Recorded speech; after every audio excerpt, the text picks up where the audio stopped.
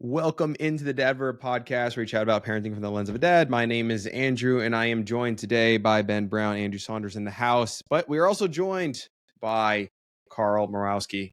Did I pronounce it right? Did I land it? I got it. He's a content creator in the workwear space. He's been helping people buy better. He's got a wealth of knowledge. At one point, he was a mechanic, electrician, among other things. We're excited to have him on. And we'll be talking about a couple things with Carl today. We're going to dive into his knowledge because, again, he's a wealth of knowledge. We're really excited to have him on here.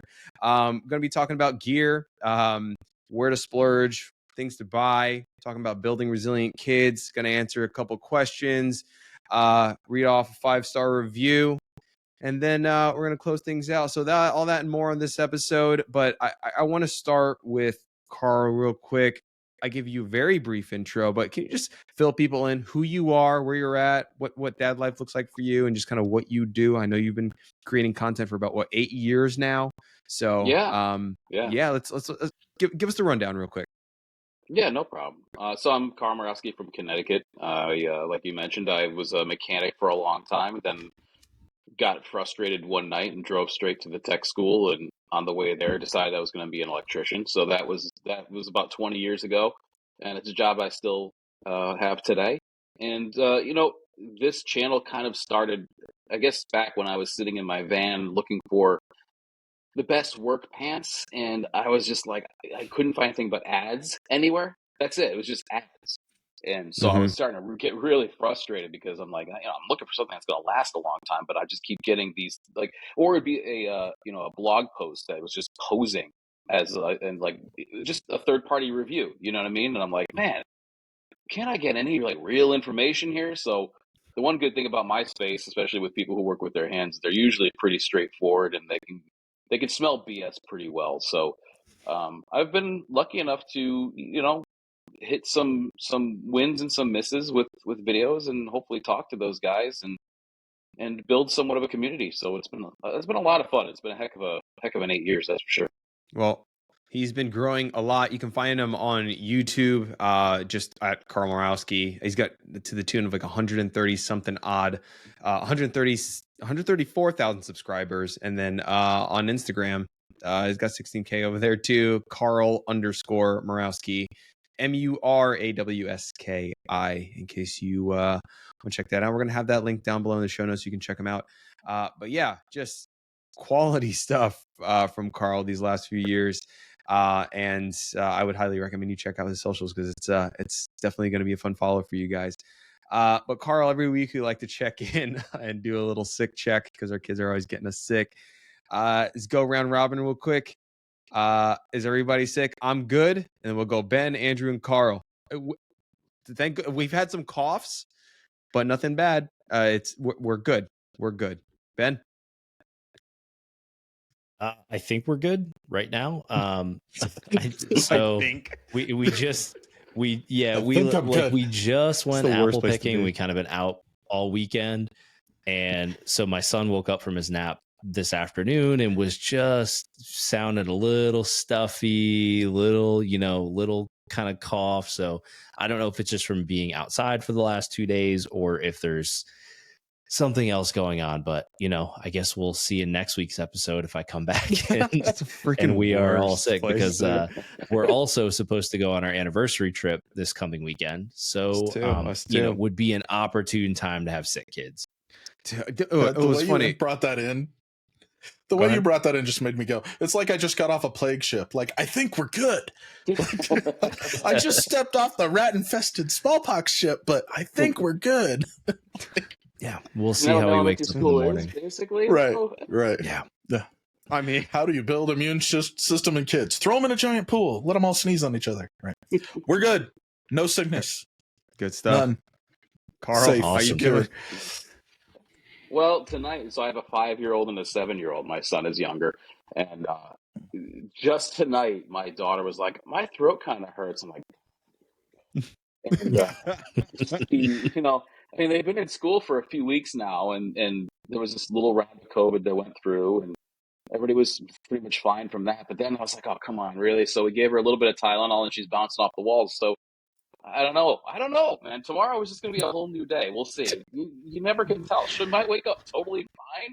I don't know. These kids' immune systems are just ridiculous. Dude, it's unbelievable. But I mean, fair enough.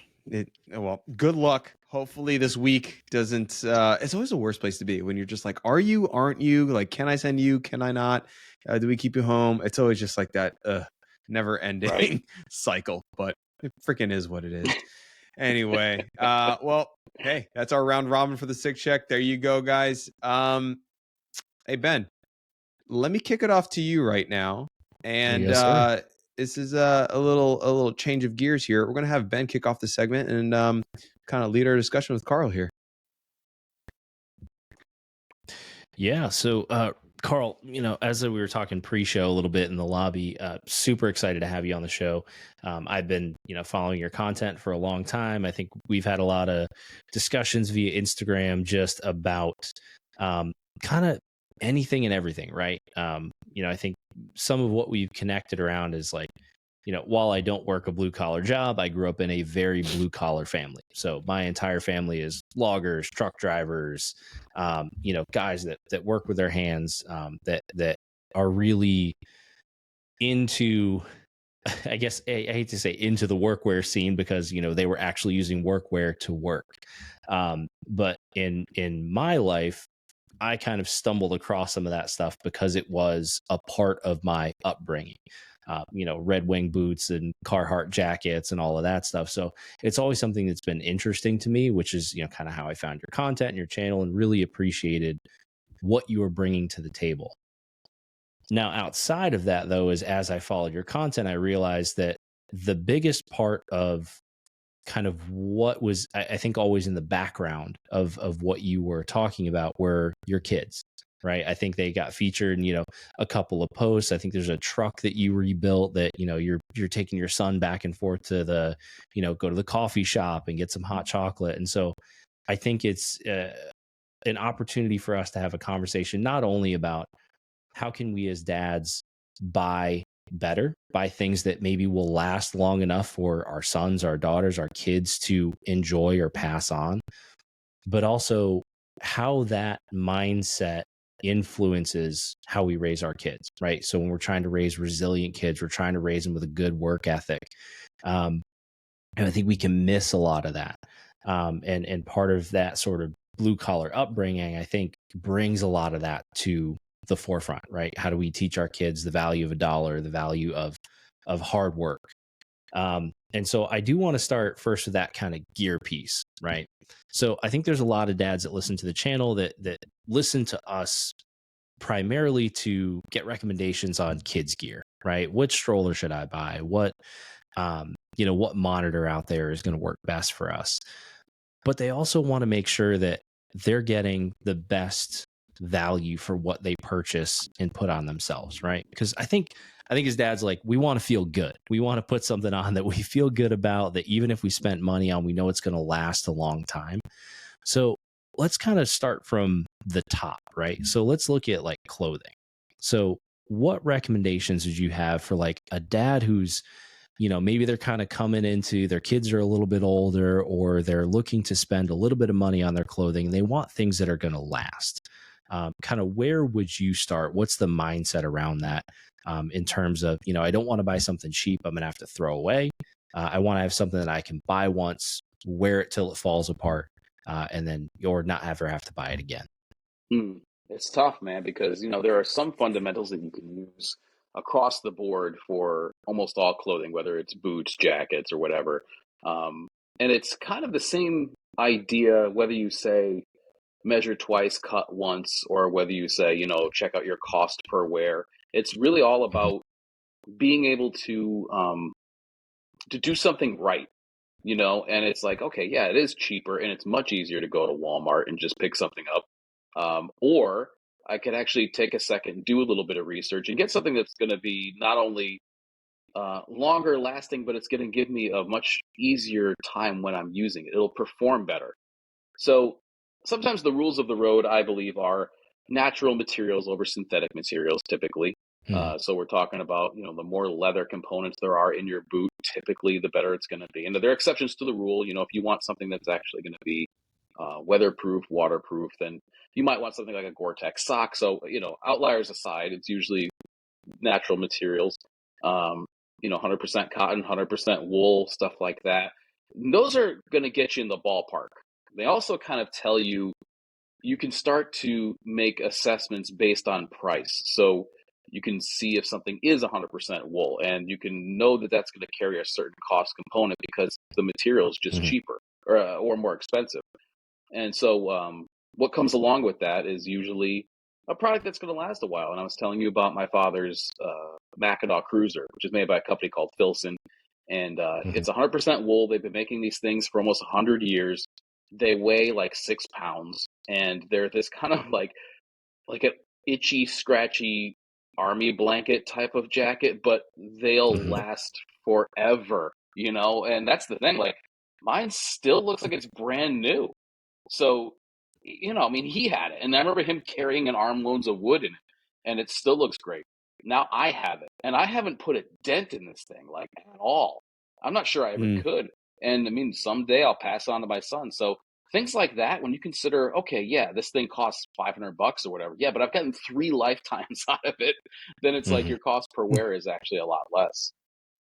Yeah. And I think that's a really important concept is the idea of like cost per wear, especially when you're thinking about, whether or cost per use, right? So things you're going to be using every day or every season, or, even during the season, you're going to use every day. Like, for example, Carl, you're up in Connecticut, a Mackinac Cruiser is something that, could be used for an entire winter season for decades and decades and decades, and obviously has been. Even on your side, Andrew, when you think about some of the higher end, strollers, components, stuff that we're recommending to people, that we're saying, hey, look, the build quality is better. Right. I mean, even though it's an $1,100 piece of equipment, yeah, that might seem super expensive. But if I'm using this thing every single day, it's keeping my kids safe.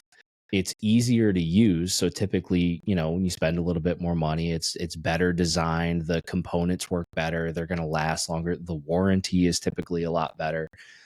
That's where you start getting into this idea of, yes, your upfront cost is X, and it sucks. Like it definitely puts a dent in the wallet, but I don't have to replace it. Like, for us, one of the brands that we always recommend, like Up a Baby, they build just tanks for strollers. We've had ours through 2 kids. We've dropped a bunch of accessories on it. It's been banged around in the bed of my pickup truck for the last 3 years. And I mean, if I took it out and just wiped it down, it looks brand new. And it's the same idea, right? That we're getting into is you buy quality once and you don't necessarily have to replace it regularly, whether it's clothing or whether it's stuff you're buying for your kids. And I will say, I'm sorry, I didn't want to. No, go ahead.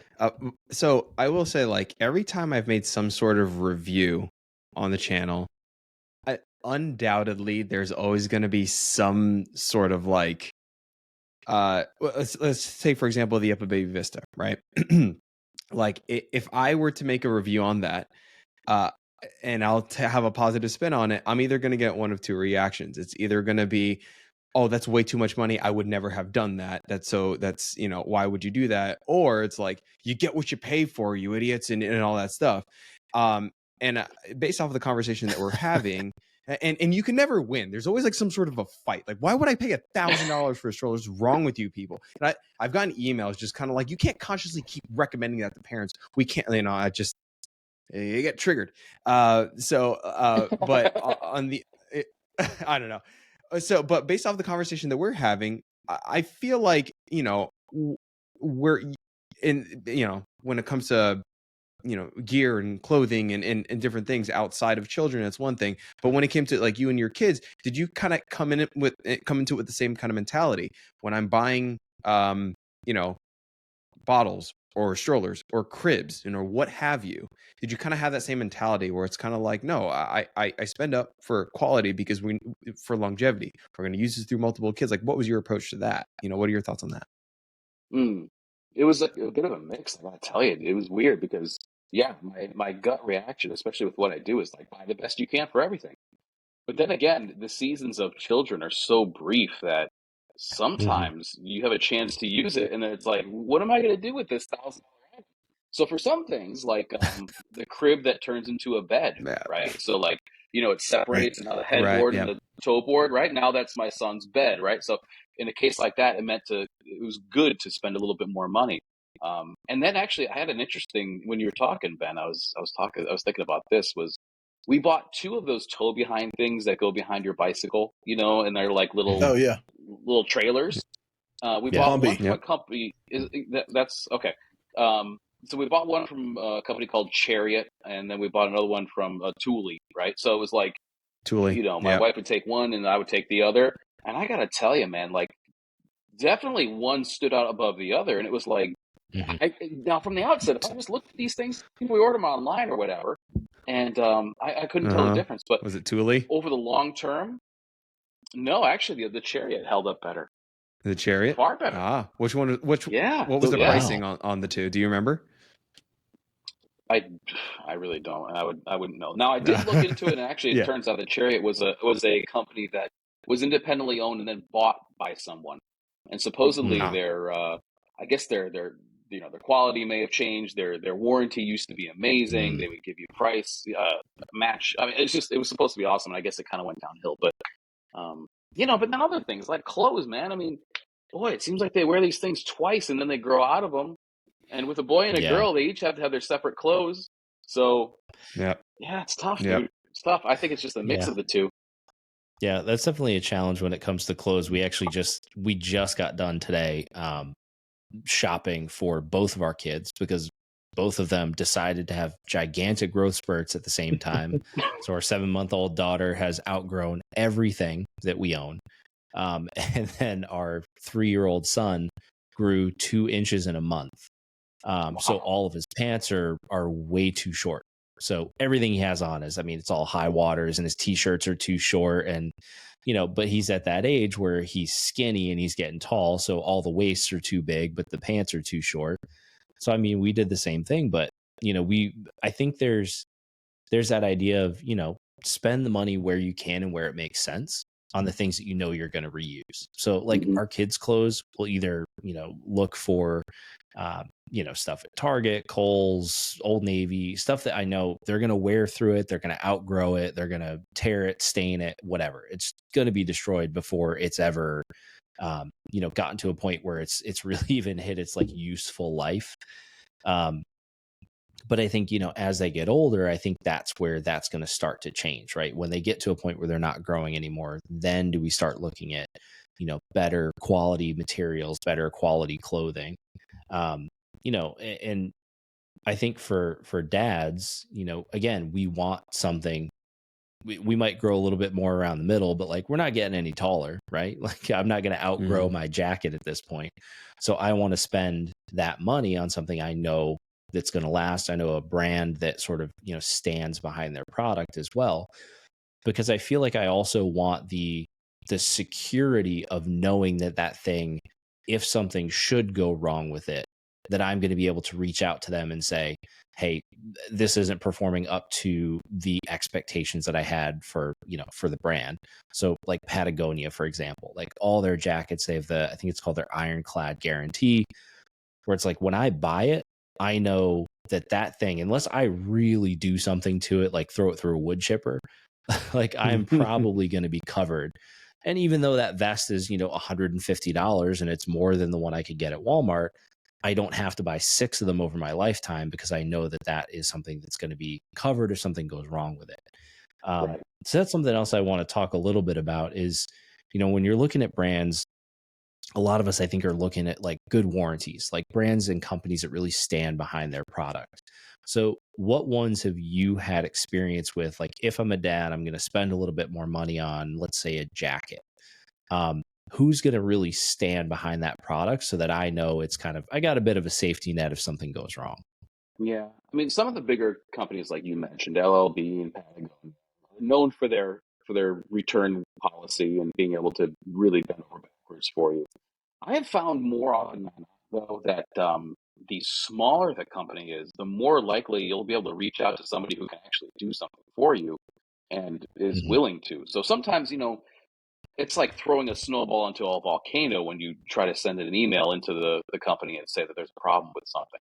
But if you're going to purchase through a company like Bradley Mountain, where it's just a few people, or maybe ShipJohn or something like that, where, you know, it's like you could name everybody in that shop. If you ever have to go back to them and you say, hey, you know, this snap isn't working, this button fell off, or whatever it is, they'll make sure that they take care of it. And some companies have that as an overall policy, but I found that the larger they get, the more they tend to just say, okay, but you're 1 in 1,000, so I don't really have to listen to you. Whereas to the smaller guys, it goes a lot further, you know. And I also see it as, you know, setting the example for the kids, because they see what you do. And, you know, I was talking to my wife about this. I'm like, what is in that Target box that arrives every single day? I don't know. There's stuff from Kohl's or stuff from Target. And like, if they see this constant flow of material possessions, they're going to think that that's the norm. And I want it to be the opposite. I want it to be, no, I have this thing, I take care of it, and that's why I have it for this long. Just like you do for your car, for your house, for your relationships. And I mean, like, they notice everything we do, and will come to their own conclusions if you don't sort of explain it to them. They'll fill in the pieces. Okay, so this is what we do. When something breaks, we throw it away and we get a new one. And that's just kind of become the part of the culture now, where I think that, you know, with the Right to Repair Act and people paying a little bit more attention, especially now as the economy gets worse, of, you know, I got to buy this thing and it's got to last. You know, that's never really going to go out of style. It may be old fashioned, but I don't think it'll be out of style. Yeah. Yeah. I have noticed that with our son too, just even at 3, right? Like teaching him that lesson of, and again, my son's growing up very differently than I did. You know, he's in the suburbs. He's got access to a lot of stuff. Like my wife and I are much better off than I was as a kid and as my grandparents were, right? Which is good. I think that upward mobility is great. I think being able to have a higher standard of living as you kind of move through the different generations is fantastic. But I've noticed even at 3, you know, there are times where something breaks, or he'll be playing really rough with something. And there's kind of this prevailing idea of like, all right, buddy, be careful with that. So, you know, if you break it, we're not getting another one. And he's actually looked at me and said, well, no, if we break it, we just get another one. Like, that's just, you just buy another one. Like, right? Like money, like he doesn't understand the concept of money yet. He's 3. Like he knows I put a card in a machine and they give me stuff. And so it's now I'm like kind of struggling with that idea of like, okay, now how do we start to turn this of like, we shouldn't be just breaking things because we know we can get another one. We should be taking care of the things that we own. You know, I'll throw it over to the Andrews guys. Like, I know Andrew too, like you have kids that are a little bit older, you know, with Henry and Colin. Have you experienced that as well? Where like, you know, they'll play a little too rough with something and you're kind of like, hey, be careful with that. And they're like, no, we just get another one. Like, how do you try to combat that? That's a really good question. For the most part, I think that overall, I feel like when it comes to just like stuff, like toys, all that stuff, I've really tried to take a much more minimalistic approach to it. I've tried, because the one thing that I like have been hyper conscious of is that when we're adding different things to their whole playset or whatever, for me, I hate just like small pieces just like everywhere and scattered. It just like creates mess. It just like I hate it. I can't stand it, right? But then on top of that, like another just like thing that I look for is just like simple, like kind of natural materials, like whether that's wood with like building, like we have like these like wood building blocks, all that stuff. So like before like things get to the kids' hands in general, I'm trying to curate it so that one, it has a purpose, right? Like it's not just like a toy meant for like, I mean, of course we've got like random, you know, like Spider-Man action figures or whatever as the kids have gotten older, right? But especially from a younger, I wanted the toys to have like a purpose, right? With a goal of like, it teaches them this, right? Or, whether that it's got some sort of a function. So whatever happened with it, right? Whether they were rough with it or whatever, it had a purpose. And then it was also something that wouldn't overwhelm them, right? Something with like too many lights, too many pieces, whatever, things just scattered. It like doesn't accomplish anything. So before we even purchased, like now, especially with our latest, I've been just much more conscious about like what gets into their hands before that, making sure that it kind of meets my own checklist and all that. I don't even remember the beginning question, because then I just went into my own mentality of like, this is what I think is right. And I'm so sorry, Ben. I just like, I'm just telling, wow. No, I think it was good. We were getting into the, the mentality of, not creating this environment where and I think there's something to be said for that, right? Like you add too much stuff to the environment, and eventually what you get is a devaluing of all the things in that environment, right? There's so much stuff. Well, if I break this toy, I have this toy. If I break this toy, I have this toy. Right. So Saunders, you've got relatively, I mean, you have I think the youngest. Yeah. 5 months and 18 months. Yeah. So are you starting to run into, I mean, you may not be, but I guess when you're looking at making decisions for what you bring into your home, how are you guys looking at that? I mean, a lot of what we do is stuff we're picking out for educational purposes at this point, right? Mm-hmm. Like the most recent plethora of toys were all pre-K to K educational flashcards, count to 100. There was an Office Max closing near me, so we literally got 40% off, like all the preschool stuff. Yeah. So we bought a bunch of those things, right? But they immediately went into a box for like, okay, we're going to pull these out. We're going to do flashcards one week or whatever, right? And I think for us, we have a ton of the wooden Montessori toys, and it's very... I am trying to instill into the 18-month-old that no, when you're done with it, you pick it up and put it away. And we have only lost two items from all of these wooden Montessori toys to actual like loss. And we're moving. So we moved the couch, and I found the pieces we lost because they just got shot under the couch by a kid or a dog or a who knows what, right? Mm-hmm. So we've managed to keep them all assembled because she's learning, put it away, right? Take care of it, do maintenance. And I think that's one of the things that we kind of didn't talk about is when you buy a $500 jacket, there is a dry cleaning bill that occasionally goes with the $500 jacket because you spilled a milkshake on it, right? or you got, it was out in the weather too long, right? Or like for me, I've worn the same pair of Red Wing boots for 4 years now, but they get they're going to go on the second pair of soles, and they get at least once a month, they get a nice shoe shine with moisturizing, right? There's a maintenance cost that is lower than the replacement cost. And that's the piece that I'm trying to instill in my girls, because like she watches me in the kitchen, and she'll already do this. She'll take up a butter knife and she'll wipe it, because every time she sees me use one of my kitchen knives, they don't just sit there. They get a good wipe, right? So there's no crusty marinara sauce sitting on my nice stainless steel knife for 4 hours, right? That's the piece that I think we're trying to focus on, is buy nice things and maintain them. Whereas, my wife's shoe collection is more like every $59.99 pair of pumps that ever was made in black. Right. And I don't think any of them's ever seen a pair of shoe polish, right? They just, oh, those are cute, and they get worn and then they're in the pile for a while. So women's clothing is so much different too. Like my wife and I always talk about that. She's like, I wish that stuff existed for us that exists for men.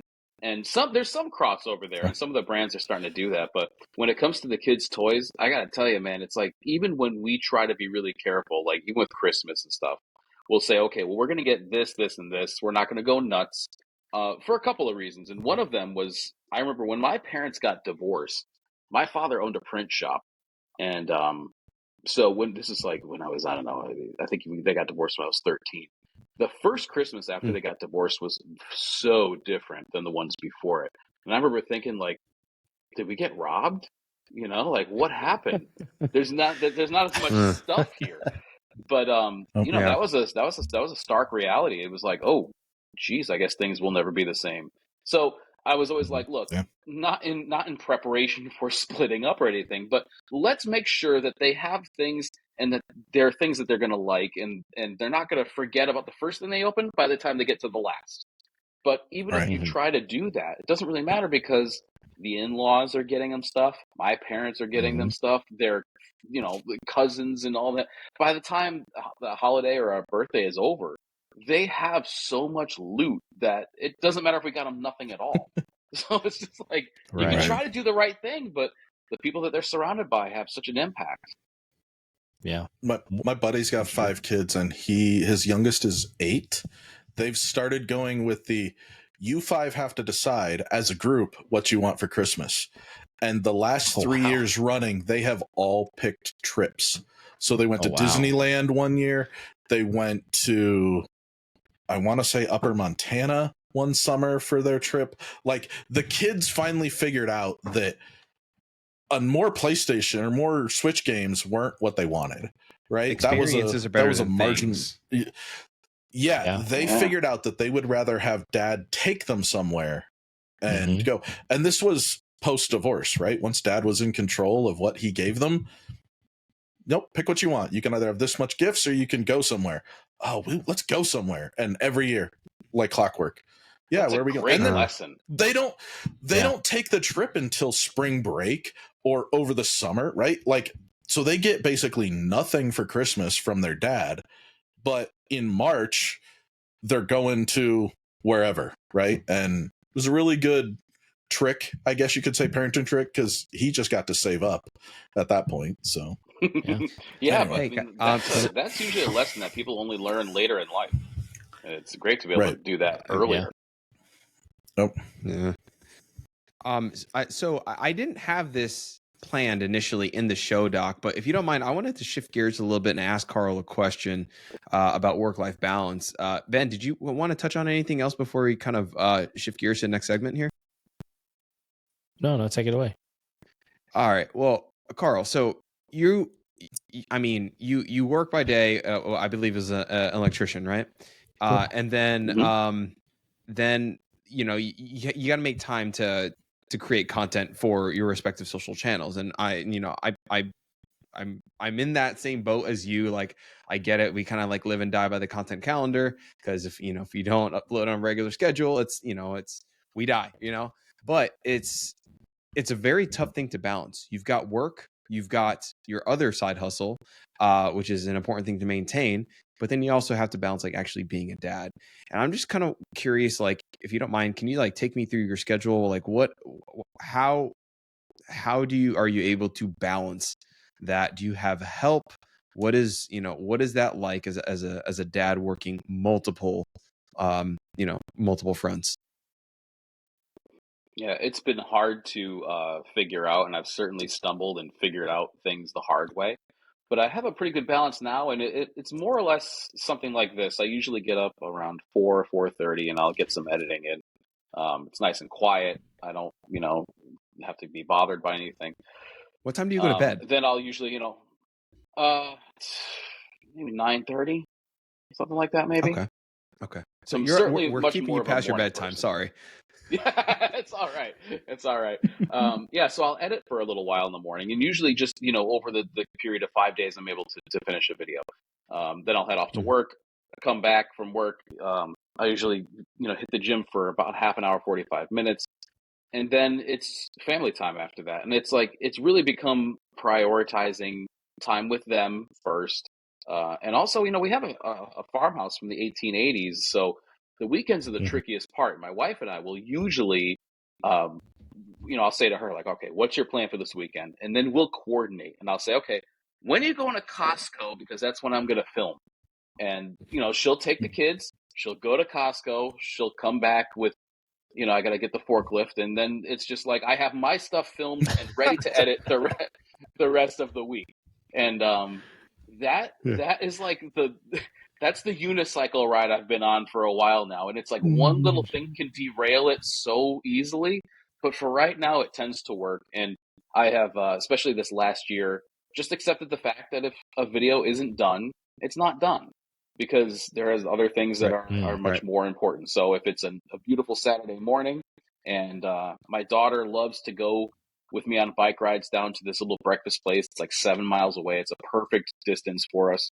And it means I got to miss out on finishing up the B-roll for that week or whatever, then that's what it is. Because she's only going to be that age once, and I don't want to be that guy. Like I said, my father he owned a print shop, and so he was gone all the time, and that's not a mistake that I'm going to make. So if it comes chance to do something with either of them, that's what I'm going to do, and the videos just have to wait. Man, I appreciate you walking me through that, because I think that's probably one of the most common kind of questions or topics that a lot of guys will ask, just like, after kids, just like that work-life balance. How do I find time for fitness and all that stuff? And I mean, just like, it's not easy. I mean, you just said it yourself, like you laid it out. It's like, it's bumpy, especially as content creators. Like, a lot of people are just intrigued with that aspect of it. It's not easy, man. But sure. yeah, I appreciate you walking it through, because it's definitely a unique challenge for guys who step into fatherhood, and it's just like, man, what do we do? It's definitely but you adjust. It's just kind of part of it, so but anyway, that's just it. It's amazing. Thank you for letting resilient, sorry, it's amazing how resilient you can be and how much you can adapt. It's amazing. Exactly. No, for sure. Well, I didn't mean to go rogue, but I was just very intrigued with that, because I know we kind of run in the same. It's all good, dude. That's why we're we're in here. the same space there, so I appreciate it. But I think that's really good. It's your show. You're allowed to go rogue if you want to. We're just gonna make notes about it when it happens. No, I really do like talking to creators, man. Yeah. I really like talking to creators, man. It's hard. There's a lot of work behind the scenes to create the content that people like to enjoy for free. There's just so much work and dedication. And if you go into Carl's, like, there's a lot of production quality and like knowledge that he puts into it that you don't realize, right? That took a lot of years and experience amid raising kids and having a family and doing his job. Like, it's something that a lot of people don't really appreciate, and it's extremely hard to accomplish that. Just the journey to like try to balance it all, to make all that happen. It's a tough grind, and I think a lot of people don't get enough credit for it. So, man, there's no doubt. You've been doing great. Really, it's difficult too, because often when you're a creator, other people don't know the struggles that you go through. So what's really helped me is knowing other creators and being able to talk to them about problems, because like, my wife will listen, my friends will listen, and they'll give their input, but they don't really know what it's like, and it's like, until you can find other people in the space, it's really, it could be a pretty lonely place. That's for sure. It's like floating on an iceberg somewhere, and you just hope that the current's taking you in the right direction. I trust it. I get it, man. I get it. I feel like we could have you back to open that up on that a lot more, because like, people, like, when they say the creator, Andrew's starting a new podcast. It's a podcast for creators, about creators and their woes. Yeah, dude, there are those exist, and it's really fascinating. It's how the sausage is made. It's tough. But anyway, let's move on to the next segment here. I'll kick it over to Ben to introduce kind of the last thing that we'll be talking about building resilient kids here. Yeah, so I think this is actually like a perfect segue, right? So we talked through kind of your daily work schedule, right, Carl? Where like, you're balancing raising kids, you're balancing a full-time job. So, not on your scale of production, but like, I work a 9 to 5 and I create content and I have 2 kids and I have a wife I'm trying to maintain a relationship with. I think one of the things we all want for our kids is raising them to be resilient, right? To be able to adapt to challenges, to be able to be, flexible and successful in a world that will challenge them in ways that we can't foresee and that we probably don't understand with our life experience, right? They're going to experience things that we probably never even thought of. But our job as fathers and as parents is to equip them with the tools, with the emotional intelligence, with the resilience, the adaptability to face and overcome those challenges, whether it's something in school, something in life, whatever it is. And so, I think what we're talking about, especially right now, is work ethic, right? Kind of cultivating work ethic and resilience in your kids. And so when you think about, the discussions you're having with your son and your daughter, whether it's, managing their emotions, working hard, caring for the things that are in their life, caring for the things that they own. What are some of the kind of common threads or lessons that you're trying to teach in those moments that are helping them become, more flexible, adaptable kids? It's tough for many reasons. I mean, number one, having a boy and girl, they both approach things completely differently. And I'm not sure if that's just innate. I'm sure that some of it's part of their personalities and stuff. So it's a tailored approach for both of them.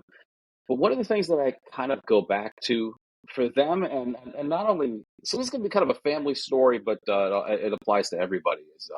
So my grandfather on my father's side, he's just turned 97. This is a guy who lived in Poland and got taken away to the concentration camp. Never saw his mother, his father, his brother again. Went over, worked in the coal mines in Belgium where he met my grandmother. They came over here and had 3 boys. He worked at night as a janitor at McDonald's and then during the day at a machine shop. And he's still around and we go over and visit him.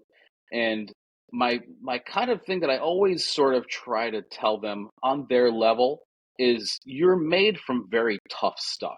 Hopefully you'll never have to see that level of hardship, but it's in you if you need to tap into it.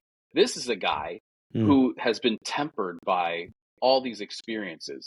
And the worst thing that ever happened to you is, your brother took your toy, or, now it's like my daughter's in 2nd grade. So, she's starting to run into like the mean girls and stuff. That thing is the worst thing that ever happened to you. So that's why you're reacting to it so strongly.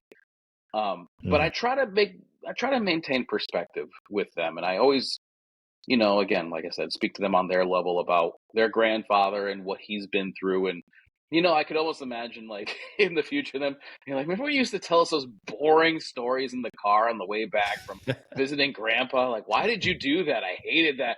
But my point is trying to explain to them that we are living at a time right now of plenty of safety, but within our roots, going back however long humans have been on this planet, we are made of incredibly tough stuff, which if you have to ever kind of get back into, is there. It's like a well, you know what I mean? It's this spring that if, like, let's hope we never have to, but that's one of the big things that I try to instill in them is that like the raw materials are there and we have to hone them, but it's almost like I have a lot of things planned too, where, I remember I had a great drum instructor when I was growing up, and he was great with the euphemisms and quotes and stuff like that. And he always tell me, when I'd be trying to play a paradiddle and it wouldn't come out right, he's like, "No, a stone is never polished without friction. This sucks for a reason. You have to go through it to come out on the other side, and you're gonna be fine." And it was like that kind of stuff that still comes to my mind when I think about, like whether it's creating content, right? This is the harder thing to do, but it's the right thing to do. Taking pride in your craft, trying to learn it to the best of your ability, taking your time. Do you know what I mean? All of these things, I feel like there's so much overlap that it wasn't just a lesson about drums. It's not just a visit to your grandfather's. There's a little bit of something you can take with you there. So yeah, I mean, the long-winded end of this answer is more or less it's ever evolving and it's different for both of them. But yeah, I mean, I don't know though. Work ethic is a tough one because I know a lot of smart people who have a damn terrible work ethic. It's so interesting that you talked about your family history and reminding your kids on like, based off of, actual experience from your family. I find that really cool. And as my oldest, because my oldest is 6, as they get older, I feel like they're able to really like understand that a little bit more, and then they can, like model behaviors off of what I'm saying a little bit better. It was when they were younger, that's when it just like was just so much tougher. I'm just like, oh, what, like just getting through to them in general is just such a difficult friggin' thing. So I'm curious for you other two, like what are your guys' takes on that? It's so open-ended. I'm sorry. I know. Yeah. No, it's tough. It's tough. I was just waiting for Ben. I have an answer. I'm ready. Yeah, I mean, pull something out of the ether, guys. I mean, so I think, I think one of the things we talk about on this podcast a lot is like the idea that as dads, our goal is to raise a better generation than we are, right? Raise more intelligent, more emotionally adaptable kids, more flexible kids, but that have an understanding of their roots and what that means. And so I think, one of the things that we work on is like trying to give my son, especially because he just feels a lot. Like he feels like very intense emotions at 3, and giving him the right tools to be able to deal with those so that he knows how to relate to them and not allow them to control him versus him seeing them, relating to them, being able to work through them on his own. I think that's going to be a challenge for him for the rest of his life. I think he's just a very emotional kid. He feels things very deeply. And I think equipping him with the tools now that maybe either I didn't have growing up, but that I can learn as an adult and pass on to him, I think is going to be invaluable to him. And then the other piece of like, we talked a little bit earlier about, he lives in a world where things are easily replaceable. And so working through teaching him the value of the things that he owns, or the things that he's purchased or decided that he wants, I think is going to be a challenge. And a lot of that is going to be showing it by example, right? Having less, having things that I do truly enjoy and that I take care of, and allowing him to see that in action, right? Like cleaning, and when I wear boots in the kind of winter time or in the fall season, those boots get cleaned and taken care of like at least once every couple weeks. They're going to get cleaned and moisturized and kind of, get the dust and dirt off of them.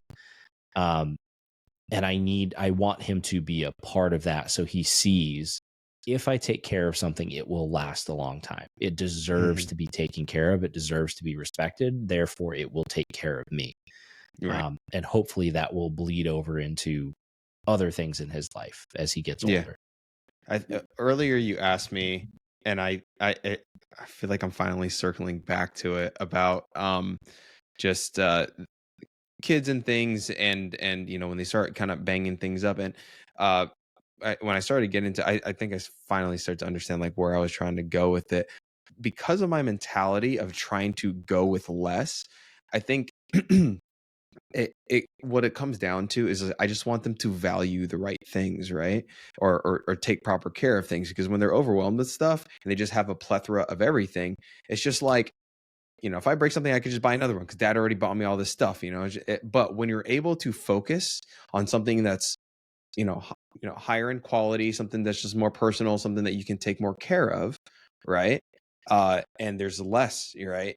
I think it ultimately builds a little bit more character and a little bit more appreciation for the things that you do have, as opposed to inundating them, flooding them with a bunch of low quality things, focusing on fewer high quality things is kind of my newer approach. Now, that's not something that I do well, that we did with our other two young. It wasn't until like our third that I really tried to like put this out there.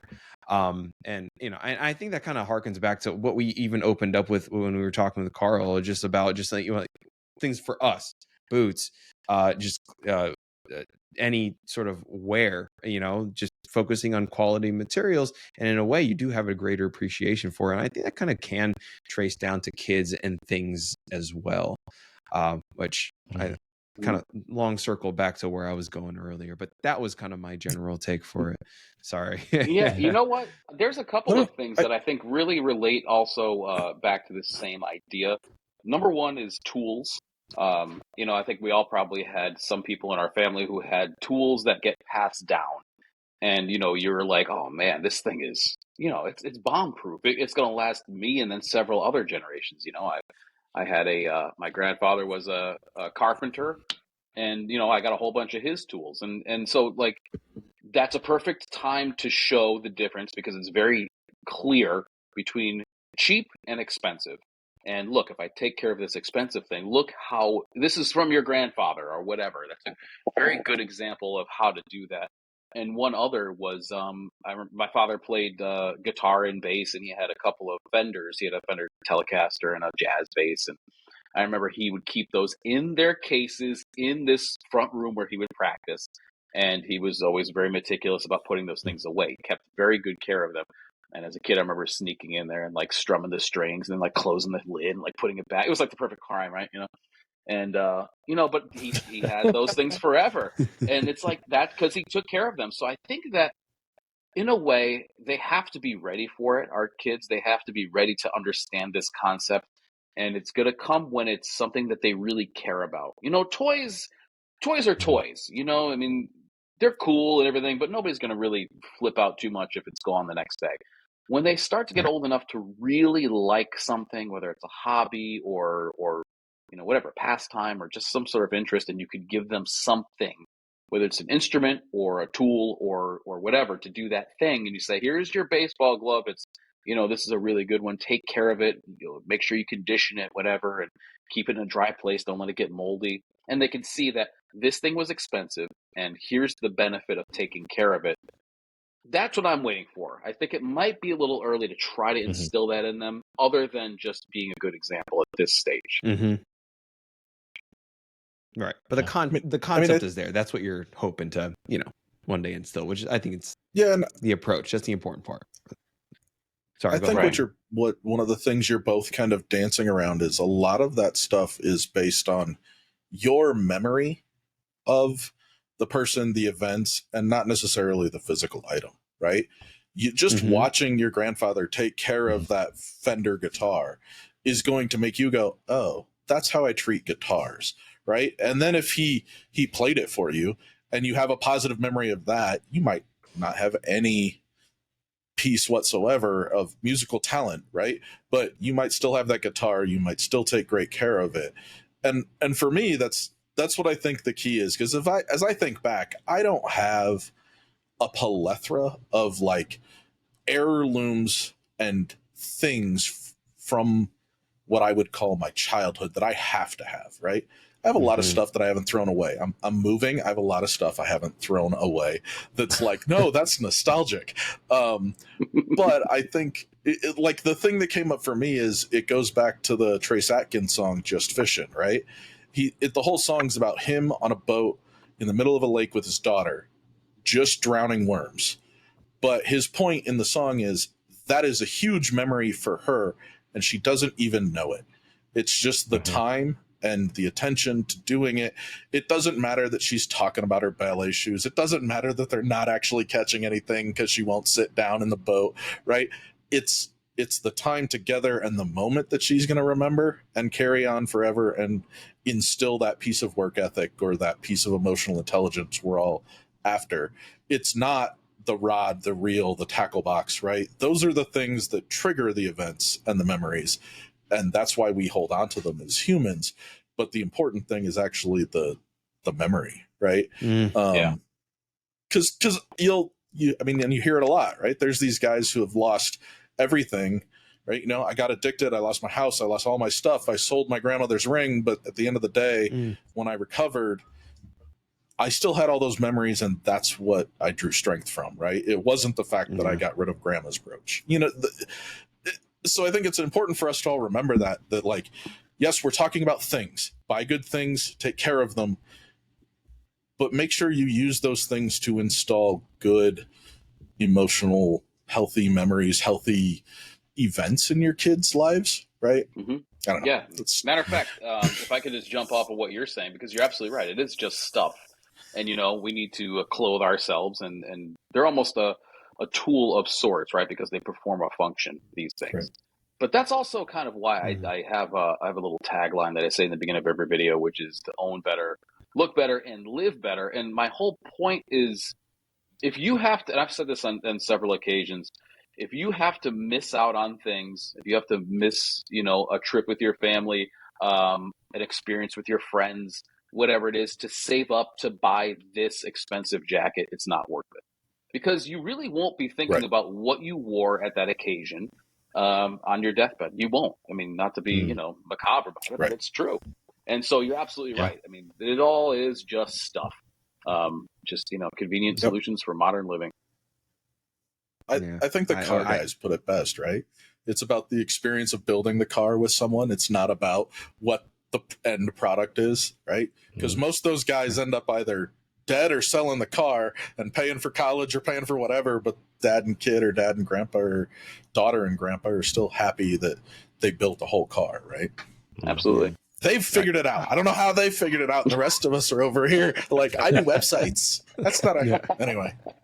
I really do think that we can define the roles of a father in so many different ways, and I think that is really one giant aspect of it. It is the experiential part of the way we engage with our kids that's a large part in leaving a legacy and building up our littles is just through experience, not through things, not through what we bought them, it is how we engage with them, whether that was at home, at a Yankees game, it's how we engage. And the statistics follow it. There's a ton of statistics around fathers in the home, father engagement, and what that leads for outcomes as adults. And we all have to acknowledge that whether we like it or not, as fathers, present or not present in the day-to-day lives, we play a major impact in our children's ability to succeed as adults. And I mean, there you have the thing I will say though is on a day-to-day basis, it's really hard, because it's just like, I'm so damn tired. Just leave me the hell. To keep it in the front. Yeah. I gotta poop and I want to sleep. That's it. Just leave me, let me watch The Simpsons and leave me alone. Yeah. Right. Yeah. So I get it. But, just keep trying as best you can to keep what we've mentioned in our, in the back of your head, it's important. It's important, that experiential aspect of our jobs as dads. Anyway, we are coming up on an hour here. So, do we have any kind of final thoughts before we kind of want to close things out? Oh, I think this is a great conversation. I really appreciate your time, Carl, and for coming on here. This has been really good.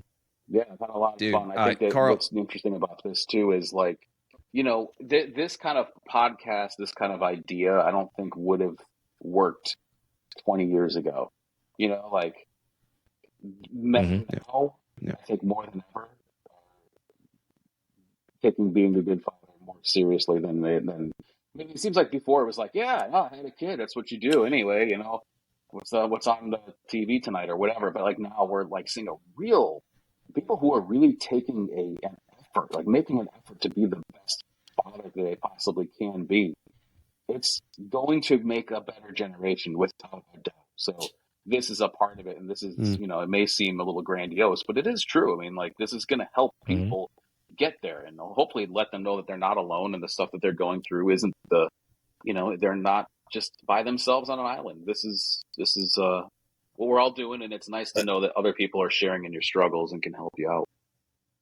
So something interesting to consider about this is whoever the father figure was in all of our lives prepared us for a job that didn't even exist when we were born. Content creator, vlogger, video upload, that stuff didn't exist. It wasn't a thing. There wasn't even a concept of that as a job when I was born, right? Yeah. And now I will say, you're looking at three successful vloggers and a faker over here. Growing up with an Asian dad, I will say the concept of being a creator is still not a thing. My dad's See? Not a lawyer, not a doctor. You're still a failure to me, son. No, I'm kidding. But he raised you in such a way that you can be successful at it, right? That's true. He gave me other resources. We kind of got to give we kind of got to give our dad's father figures credit for they succeeded in all the stuff we're talking about, even if they didn't publish it on YouTube and say, look, we're talking about it and we're trying to do it. I want to have my dad on the podcast one day, guys. I love it, though. Right. Let's go meta, boys. We're going to the metaverse.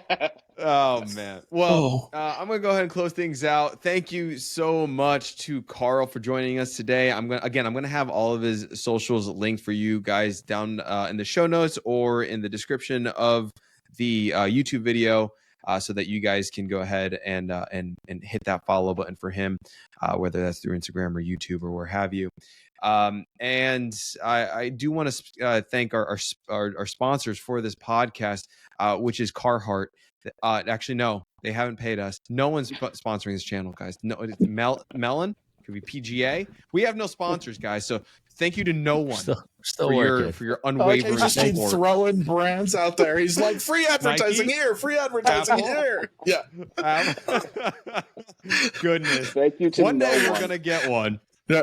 One day we're gonna get one. But if you guys do want to support us while we do hunt for a sponsor one day, you can join the Dad Verb Discord community. We're gonna have that linked down in the description below. And also, we've got courses over at dadverb.com in case you want to check out some new content for new and expectant dads up to the first year of fatherhood. We've always got courses ready for you there. My name is Andrew. I'm going to be signing off right now, but remember to like, subscribe, and turn on the notifications on YouTube so you can be ready for any new uploads and episodes that we have. We've been staying pretty consistent thanks to Andrew. So you're definitely going to be getting those notification dings every single week. Please comment down below. Your feedback means the world to us. We didn't do a 5-star review, but we did have one come in from Castor. We're going to save that for next week, but go ahead and comment because we're going to be happy to read any of those comments on upcoming episodes. Until next time, thank you for listening or watching on YouTube, and keep dadding like a pro. We'll catch you on the next one. Peace.